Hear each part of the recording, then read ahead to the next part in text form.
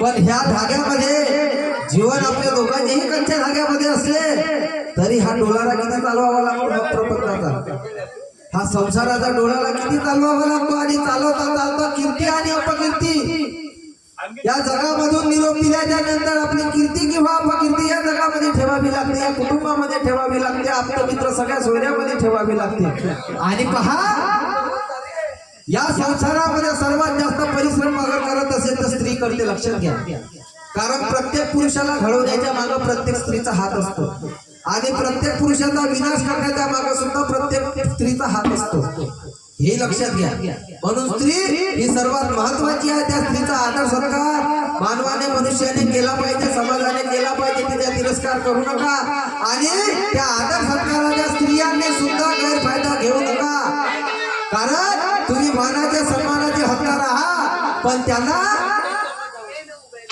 माणसांना सुद्धा तुम्ही आदराने ठेवा, सन्मानाने ठेवा आणि संसाराचा डोळा चालवा। कारण की बाबासाहेब आंबेडकरांनी बुद्ध आणि त्यांच्या धम्मामधून मिलिंद प्रश्नामधून पती आणि पत्नीचा ताड बुद्ध धम्मामध्ये का घेतला की माझ्या समाजाने याचं प्राशन केलं पाहिजे आणि संसार सुखाने आनंदाने चालविला पाहिजे। लक्षात घ्या, संसाराची व्याख्या ही साधी आहे पण आपल्याला करणं फार कठीण आहे आणि म्हणून शेवटच्या शब्दामध्ये वर्णन करतो, लक्षात घ्या।